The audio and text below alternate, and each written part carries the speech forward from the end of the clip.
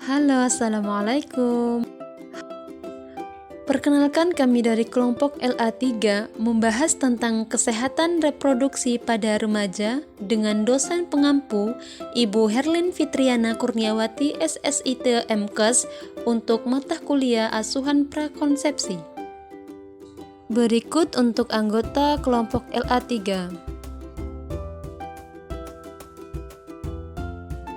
Apa itu remaja? Menurut WHO tahun 2014, remaja yang berarti tumbuh ke arah kematangan. Remaja adalah seseorang yang memiliki rentang usia 10-19 tahun. Remaja merupakan proses seseorang mengalami perkembangan semua aspek dari masa kanak-kanak menuju masa dewasa. Perubahan fisik pada remaja. Berikut untuk perubahan fisik pada perempuan seperti tumbuh rambut pada kemaluan dan ketiak, pertumbuhan reproduksi, mengalami menstruasi, pinggul membesar, dan pertumbuhan pada payudara. Sedangkan perubahan fisik pada laki-laki seperti mengalami mimpi basah, tumbuh rambut pada kemaluan dan ketiak, dada membidang, dan testis mengalami pembesaran. Berdasarkan hasil penelitian dari Kamaru tahun 2022 bahwa remaja putri dan remaja laki-laki memiliki penerimaan secara negatif terhadap perubahan fisik.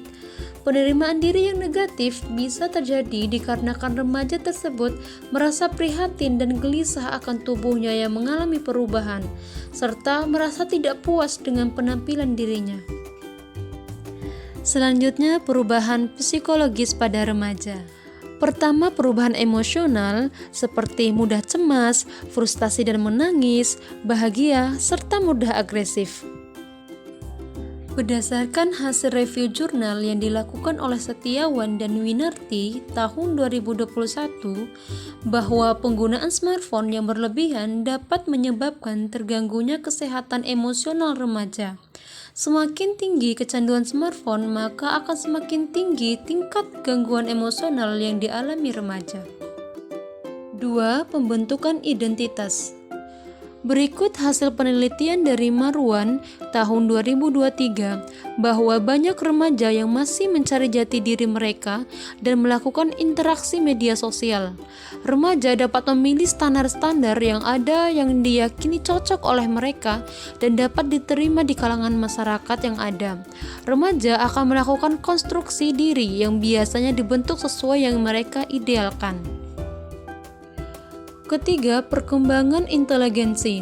Remaja pada masa ini juga mampu berpikir secara sistematik, mampu memikirkan semua kemungkinan secara sistematik untuk memecahkan suatu permasalahan. Selanjutnya, faktor yang mempengaruhi kesehatan reproduksi. Berikut yang mempengaruhi kesehatan reproduksi pada remaja, yaitu pertama faktor ekonomi, kedua faktor budaya dan lingkungan, ketiga faktor psikologis, dan yang keempat faktor biologis. Selanjutnya, masalah kesehatan reproduksi pada remaja. Pertama, infeksi menular seksual atau IMS. Infeksi menular seksual dapat menyerang organ kelamin seseorang dan sebagian besar ditularkan melalui hubungan seksual. Penyakit menular seksual akan lebih berisiko bila melakukan hubungan seksual dengan berganti-ganti pasangan. Berdasarkan hasil penelitian dari Aulia dan Utami tahun 2022 bahwa remaja perempuan yang tamat SMA memiliki tingkat pengetahuan IMS berkategori baik dibandingkan dengan remaja perempuan yang belum tamat SMA. Hal tersebut dikarenakan semakin tinggi tingkat pendidikan, maka kemampuan seseorang untuk menyerap informasi dari berbagai sumber juga akan semakin baik. Selanjutnya, HIV. HIV merupakan infeksi virus yang mengakibatkan terjadinya penurunan sistem kekebalan yang terus-menerus, yang akan mengakibatkan defisiensi kekebalan tubuh. Berdasarkan penelitian Herlinda tahun 2023 bahwa sebagian besar berjenis kelamin laki-laki lebih berisiko terhadap kejadian HIV/AIDS daripada perempuan. Hal ini disebabkan karena remaja laki-laki memiliki tingkat pengetahuan tentang informasi HIV/AIDS lebih banyak dibandingkan perempuan. Karena remaja laki-laki lebih banyak di luar rumah sehingga mudah mendapatkan segala sumber informasi dibandingkan dengan perempuan. Ketiga, perilaku seks pranikah. Remaja cenderung ingin berpetualangan, menjelajahi segala sesuatu dan mencoba segala sesuatu yang belum pernah dialaminya. Perilaku seks pranikah didorong juga oleh keinginan menjadi seperti orang dewasa, menyebabkan remaja ingin mencoba melakukan apa yang sering dilakukan orang dewasa, termasuk yang berkaitan dengan masalah seksualitas. Berikut dampak seks pranikah, yaitu pertama, kehamilan yang tidak diinginkan, kedua, aborsi, ketiga, meningkatkan risiko IMS, keempat, kehamilan pada remaja. Kehamilan pada remaja memiliki resiko yaitu emosional ibu yang belum stabil dan ibu mudah tegang. Sementara itu, kecacatan kelahiran bisa muncul akibat ketegangan saat dalam kandungan. Adanya rasa penolakan secara emosional ketika ibu mengandung bayinya. Selanjutnya, kelima, aborsi. Berdasarkan hasil penelitian dari Putri tahun 2022 bahwa penyebab pelaku aborsi menggugurkan kehamilan adalah hamil di luar nikah, yang mana hal ini merupakan salah satu dampak dari kenakalan remaja dan pergaulan bebas. Hal ini pun dipengaruhi oleh kemajuan zaman dan teknologi dan juga kurangnya pengawasan orang tua serta kurangnya pembelajaran mengenai pencegahan pelaku seksual dan dampak serta bahaya yang ditimbulkan.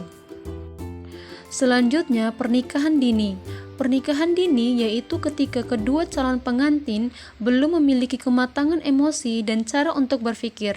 Salah satunya penyebab terjadinya pernikahan dini adalah faktor ekonomi, pendidikan, agama, dan pergaulan bebas. Selain itu, pernikahan dini rentan terjadinya perceraian.